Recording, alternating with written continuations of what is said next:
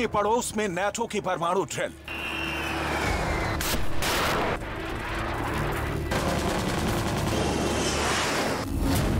दुश्मन का काल कहे जाने वाले B-52 बॉम्बर से कांपा रूस के बिल्कुल पास का आकाश।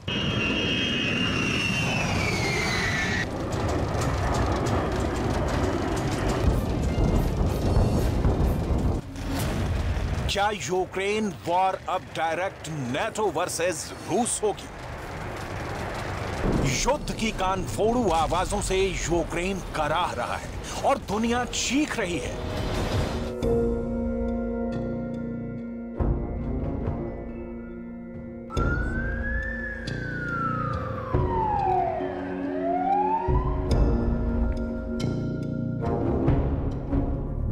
कीव परमाणु विनाश के खौफ से कांप रहा है। बाइडेन की फौज रूस को जवाब देने की तैयारी कर रही है, क्योंकि यूक्रेन जंग में जो साफ हो चुका है वो ये कि नाटो बहुत दिनों तक यूक्रेन युद्ध में जमीन पर उतरने से खुद को नहीं रोक पाएगा, क्योंकि हथियार और डॉलर की मदद के अलावा ज़ेलेंस्की को सेना भी चाहिए। लिहाजा नाटो की वॉर एक्सरसाइज चल रही है।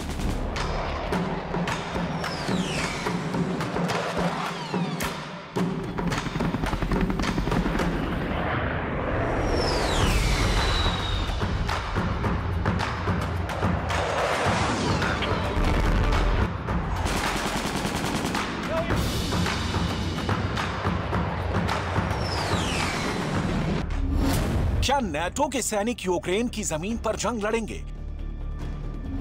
क्या नाटो अब डायरेक्ट युद्ध में उतरने वाला है? क्या नाटो के पास पुतिन की परमाणु वाली धमकी के बाद अब कोई विकल्प नहीं बचा?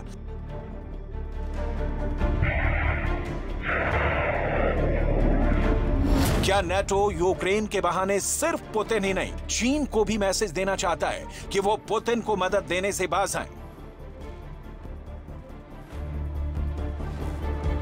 आसमान,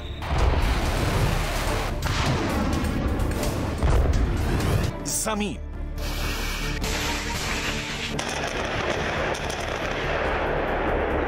और पानी में नाटो का ये युद्धाभ्यास है।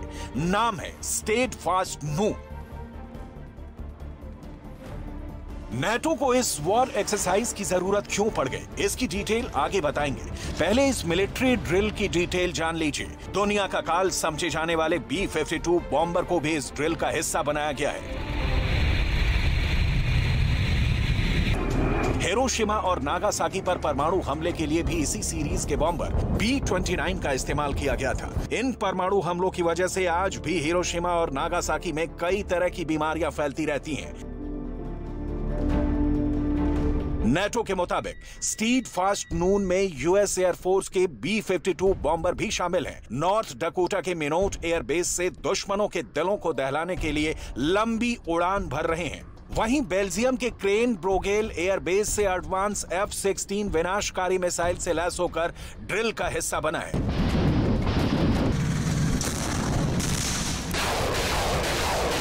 कहने को तो ये सालाना वॉर ड्रिल है, लेकिन नाटो की ड्रिल की टाइमिंग और शामिल होने वाले देशों की संख्या, एयरक्राफ्ट और हथियारों का जखीरा गवाही दे रहे हैं कि ये सिर्फ वॉर एक्सरसाइज तो नहीं है। इस सालाना परमाणु अभ्यास में 14 सदस्य राज्य और 60 विमान हिस्सा ले रहे हैं, जो बेल्जियम, उत्तरी सागर और ब्रिटेन के हवाई क्षेत्र को दहला रहे हैं। नाटो के इस परमाणु एक्सरसाइज के साथ जरा याद कीजिए अमेरिका के प्रेसिडेंट जो बाइडेन का पुतिन को परमाणु पर जवाब देने वाला बयान।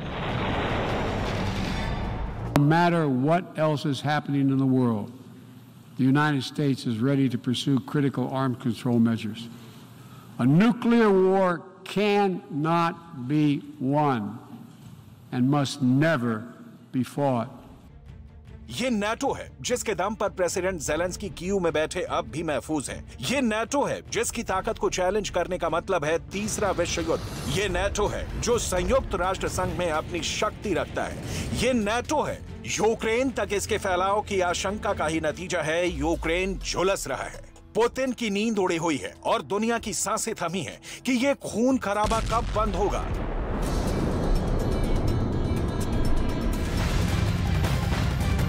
तो नेटो की इस न्यूक्लियर तैयारी का मतलब क्या है? क्या अब ज़ेलेंस्की के साथ नेटो की सेना भी रूस के खिलाफ यूक्रेन के मैदान में उतरने वाली है? क्या नेटो बनाम रूस की डायरेक्ट जंग छिड़ने वाली है? इस स्पेशल रिपोर्ट के जरिए हम दिखाते हैं आपको। इस बीच नेटो का प्रचंड युद्ध छेड़ने की आशंका वाला ये परमाणु ड्रिल, नेटो की ये ड्रिल तब हो रही है जब रूस परमाणु एक्सरसाइज कर रहा है। रूस के इस परमाणु ड्रिल का नाम है ग्रोम। ये रूस का सालाना परमाणु एक्सरसाइज है, लेकिन इस एक्सरसाइज की टाइमिंग को पुतिन के परमाणु धमकी वाले बयान के साथ जोड़कर देखेंगे तो पता चलेगा कि दुनिया परमाणु युद्ध के दरवाजे की कुंजी खड़का रही है। दरवाजा खोला तो धमाका होगा, वो मानवता का संहार करने वाला होगा। रूस अपने परमाणु सक्षम बम वर्षकों, पनडुब्बियों और मिसाइलों का परीक्षण कर नेटो के सामने पूरे दमखम के साथ पेश है। पुतिन इस वक्त दुनिया के वो नेता हैं जिनके सामने यूक्रेन अब सिर्फ एक जंग नहीं, पुतिन की प्रतिष्ठा का सवाल है, जिसमें हार यूक्रेन की जीत कम, अमेरिका की जीत ज्यादा होगी। नेटो विजयी होगा। पुतिन अपने प्राण पखेरु ओढ़ने तक ऐसा ख्वाब में होते नहीं देख सकते। और जो यूक्रेन में रूस की सेना की हालत है, वो कहती है कि बम की चाहे कितनी बारिश करो, कीव झुकेगा नहीं। इस हालात में पुतिन के परमाणु का विकल्प खुला है और यही डर पूरी दुनिया को मथ रहा है। सवाल है कि नेटो क्यों यूक्रेन की जंग को अपनी मान जंग में कूदना चाहता है। नेटो क्यों रूस पर परमाणु बम गिराने की प्लानिंग बनाए बैठा है। नेटो को आखिर ज़ेलेंस्की को जिताने से क्या हासिल होगा। इन सारे सवालों का जवाब समझने के लिए आपको सैन्य संगठन नेटो की भूत, वर्तमान और भविष्य की उम्मीदों को डिटेल में जानना होगा, क्योंकि नेटो बनाम रूस में न्यूक्लियर जंग छिड़ा तो आधी दुनिया का नाश सिर्फ 2 मिनट में हो जाएगा। नेटो के सांगठनिक ढांचे को समझने से पहले आपको नेटो और रूस की परमाणु शक्ति के बारे में जान लेना चाहिए। संयुक्त राष्ट्र की एक रिपोर्ट की माने तो दुनिया के 7 देशों के पास कुल 12,700 न्यूक्लियर वॉरहेड्स मौजूद हैं। इनमें से 2 देशों अमेरिका और रूस 90% से अधिक परमाणु बम अपने पास रखते हैं। अगर अमेरिका के साथ नेटो के सभी देशों को मिला दें तो ये संख्या 5,943 बनती है, जो पूरी दुनिया को कई बार तबाह करने के लिए पर्याप्त है। रक्षा विशेषज्ञों का मानना है कि नेटो न्यूक्लियर युद्ध की स्थिति में संभावित रूप से 1 या अधिक टैक्टिकल या युद्ध क्षेत्र परमाणु बम तैनात कर सकता है। टैक्टिकल परमाणु छोटे हथियार होते हैं जिनमें 0.3 किलोटन से लेकर 100 किलोटन की विस्फोटक शक्ति होती है। 1945 में अमेरिका ने जापान के हिरोशिमा पर जो परमाणु बम गिराया वो महज 15 किलोटन का था। ऐसे में अगर नेटो हिरोशिमा परमाणु हमले के मुकाबले 6 गुना अधिक ताकतवर परमाणु हमला करेगा तो एक झटके में रूस की एक बड़ी आबादी तबाह हो सकती है। टैक्टिकल वेपन की जगह स्ट्रेटेजिक न्यूक्लियर वेपन अधिक विनाशकारी साबित हो सकता है, जिसका प्रभाव पूरी दुनिया पर पड़ना तय है। हालांकि यूक्रेन युद्ध में नेटो के स्ट्रेटेजिक परमाणु हमला करने की संभावना ना के बराबर ही है, लेकिन युद्ध में हालात कभी भी बदल जाते हैं।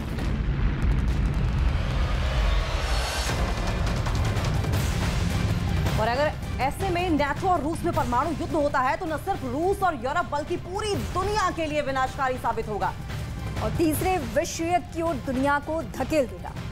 नेटो सिर्फ पुतिन के खिलाफ एक्शन में नहीं है, बल्कि वो रूस के दोस्त चीन को भी जवाब देने के मूड में है। नेटो की वॉर ड्रिल रूस की सीमा से सिर्फ 650 मील दूर हो रही है। उस रूस के पास जिसके पास दुनिया में सबसे ज्यादा परमाणु बम है, जिसके पास फादर ऑफ ऑल बम है। अगर नेटो के सभी देशों के परमाणु हथियारों को मिला लिया जाए तो भी वो रूस की बराबरी नहीं कर सकते हैं। ऐसे में रूस अपने शक्तिशाली टुपोलेव Tu-160 का इस्तेमाल कर नेटो के सभी देशों का वजूद मिटा सकता है।